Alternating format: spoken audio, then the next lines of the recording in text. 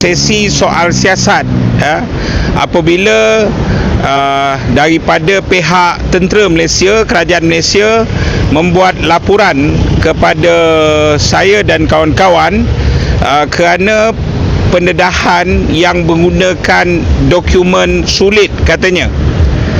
Tuan-tuan dan puan-puan sekalian, seperti mana yang kita tahu bahawa peta pembela tanah air dalam siri pendedahan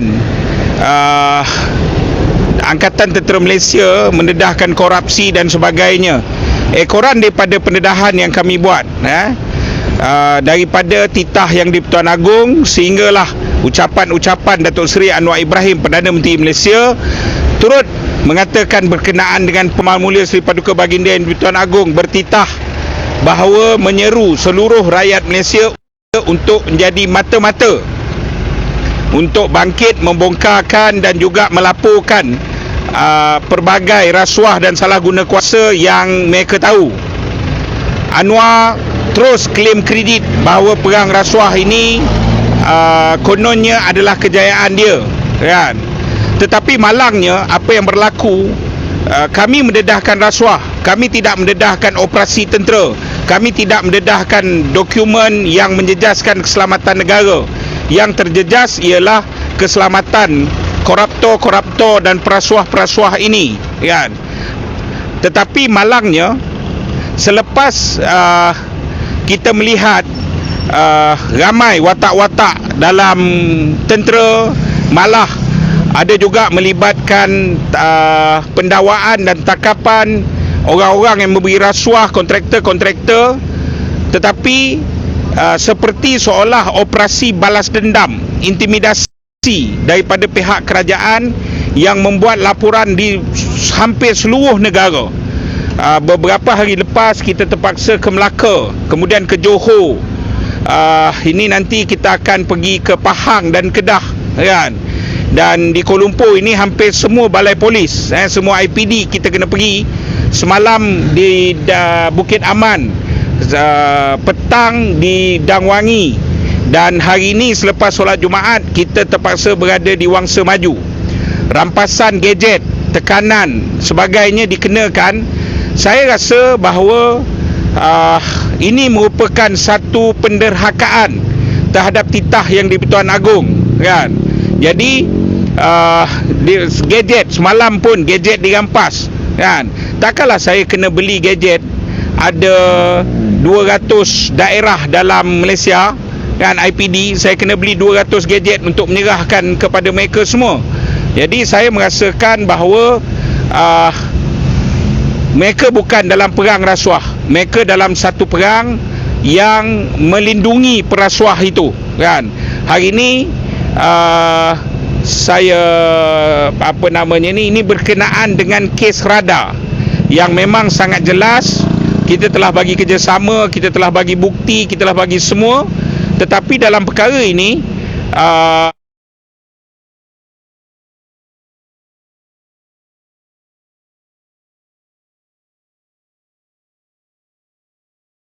dulu, kan? Jadi saya rasa rakyat perlu sedar dan rakyat perlu diberitahu ini adalah perang rasuah munafik yang dilakukan, tetapi tidak yang melaporkan. Dan ini merupakan satu isyarat. Adakah kamu nak menghantar isyarat sebenarnya? Di mulut kamu menyuruh rakyat bangkit menentang rasuah, tapi ini amaran siapa sahaja dedah rasuah, tengok Cikgu Bat dan kawan-kawannya peta, kan?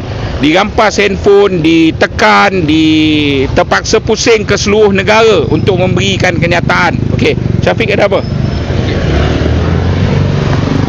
Assalamualaikum warahmatullahi wabarakatuh. Salam sejahtera. Terima kasih pada Cikgu Bat mengurusi peta. Baru-baru ini kami peta dipanggil oleh pihak Suruhanjaya Pencegahan Rasuah Malaysia pada hari Jumaat yang hari Khamis, hari 3-4 hari lepas, untuk membantu siasatan berkenaan dengan beberapa perkara. Antaranya adalah berkaitan dengan zakat, Hiroshima dan juga radar. Dan saya sendiri tampil membantu pihak SPRM bagi menyerahkan dokumen-dokumen yang untuk membantu penyiasatan mereka, yang mana semasa semasa mereka menyoal siasat, pihak SPRM mendapati bahawa memang wujud kesalahan berkaitan dengan penganugerahan tender maintenance radar tersebut, yang mana dalam minit kementerian sendiri menyatakan bahawa di peringgan akhir itu bahawa radar ini 0% ataupun 0% boleh digunakan. Maknanya tidak boleh digunakan, dan ada ayat di situ amat mustahil untuk diperbaiki semula. Jadi menjadi persoalan bagaimana pada tahun 2023 dapatan kementerian pada ketika itu bahawa radar ini mustahil untuk diperbaiki, tetapi pada tahun itu juga keluar perolehan kontrak untuk membaiki dan menyegara radar tersebut. Jadi kalau kita lihat apa yang kita sebut dalam media sosial ini adalah perkara yang benar, dan kita telah memastikan supaya perkara yang kita sebut itu adalah benar, dan untuk kita menjaga kedaulatan dan keselamatan negara, membasmi rasuah dalam negara kita. Namun saya rasa amat kecewa sekali apabila mereka yang terbabit dengan isu ini membuat laporan kepada PDRM, dan hakikatnya kita punya telefon bimbit dirampas dan siasatan yang pelik-pelik dibuka. Alasannya di bawah 233 menyalahgunakan kemudahan rangkaian, bawah akta rahsia rasmi dan sebagainya. Namun mereka-mereka yang terbabit ini bebas di luar sana dan sebagainya, dan kita masih belum tengok apakah tindakan tegas yang diambil oleh kerajaan kepada mereka-mereka ini. Dan saya juga nak menzahirkan kekecewaan saya supaya Perdana Menteri melihat bahawa undang-undang tidak digunakan sesuka hati. Ini kita tidak tahu sama ada mereka nak rampas telefon kita untuk nak dapat tahu, nak orang kata apa, vacuum untuk dapat tahu siapa sumber kita dan sebagainya. Jadi kita pun menjadi hairan kenapa telefon dirampas. Sedangkan dokumen itu bukan ada dalam telefon, dokumen itu secara fizikal, tetapi telefon dirampas. Ini adalah satu benda yang boleh dikatakan lawak, dan kita haraplah supaya Duli Yang Maha Mula yang di-Pertuan Agong dan juga Raja-Raja Melayu serta Perdana Menteri Datuk Seri Anwar Ibrahim yang sekarang ini hebat kononnya nak membasmi rasuah, tetapi pada hakikatnya mereka yang membantu kerajaan Madani pada hari ini untuk membongkarkan soal rasuah dan salah guna kuasa yang berlaku dalam kerajaan Madani sebenarnya. Tetapi mereka-mereka ini kena intimidasi daripada sudut undang-undang. Saya serah kembali kepada pengerusi peta. Komen ni. Okey. 550,000. Okey. Fahas. Oh, okey. Orang kata pada muka Cikgu Bat. Okey. Pertama sekali dalam isu semalam, apabila Farhaj kononnya menang 550,000 daripada saya dan seorang lagi YouTuber, Ustaz Nofaiz kan. Apa yang saya boleh bagi tahu ialah kami tidak pernah dapat, saya ingat saya je, tapi Ustaz Nofaiz atau menggunakan nama Papa Berry tidak mendapat sebarang writ saman. Kami tak tahu pun kan. And then tiba-tiba dia ambush dengan pergi ke mahkamah, dan proses tu kita tak tahu, kita tak adil. Mana mungkin kita kalah di mahkamah kerana kita tak adil pun di mahkamah. Itu yang pertama. Yang kedua ialah apa yang mereka dapat ialah penghakiman ingkar, bukan keputusan tuntas. Dan setelah perbincangan dengan peguam, kita akan memulakan, kita sedang menunggu penghakiman bertulis, dan kemudian kita akan filekan notis untuk mengenepikan penghakiman tersebut kan. Yang kedua ialah kita juga akan bersedia untuk perbicaraan penuh kan. Bagi saya ialah, saya pun pelik, tapi kita hormati mahkamah. Takkanlah sekali masuk mahkamah lepas tu terus penghakiman engkar. Sepatutnya mahkamah atau sebagai media keluarlah notis, Cikgu Bat kenapa tak hadir dalam perbicaraan. Bolehlah kita masukkan filekan kehadiran di mahkamah. Tetapi tak apalah, kita hormat proses mahkamah dan kita akan peguam akan bertindak untuk memulakan proses mengenepikan keputusan tersebut, kerana notis ini satu benda yang sangat fundamental dalam mahkamah, dan notis tidak diserve secara betul itu adalah satu benda yang sangat besar. Okey, itu yang pertama. Dan saya ucap terima kasih sokongan daripada seluruh negara kan.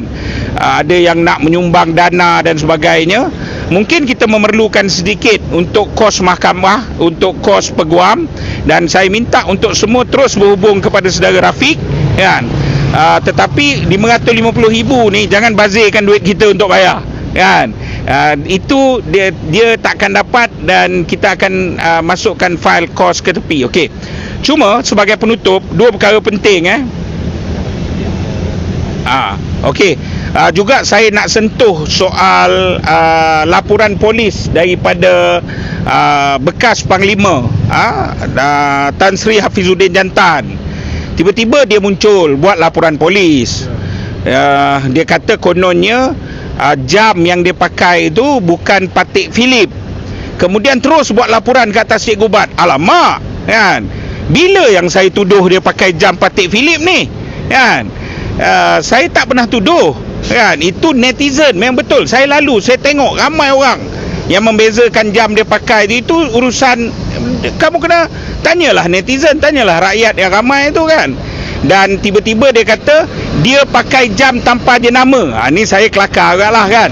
Panglima pakai jam tanpa jenama tu kelakar kan. Tapi tak apalah Hafizuddin, kalau kamu nak tuduh Cik Gubat, kamu kena tuduh Cik Gubat kerana membantu pihak SPRM sehingga terampasnya 27 jam Rolex. Tu boleh. Sebab dia betul, saya mengaku saya membantu sehingga saya menunjuk di mana safe house-nya.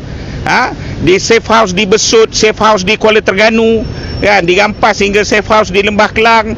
Itu kamu boleh salahkan Cik Gubat. Tapi dia pakai tak pakai Patek Philippe ni nothing to do with me kan. Kamu jangan kelirukan. Dan yang kedua ialah apa yang berlaku ini sebagai satu intimidasi untuk mengalih perhatian. Maksud dia apa? Pasal isu bank statement. Syafiq baru ingatkan saya. Perkara kedua dari report polis adalah pasal bank statement. Soal dia, tanyalah mana-mana media, ada tak media melaporkan akaun bank? Tak ada.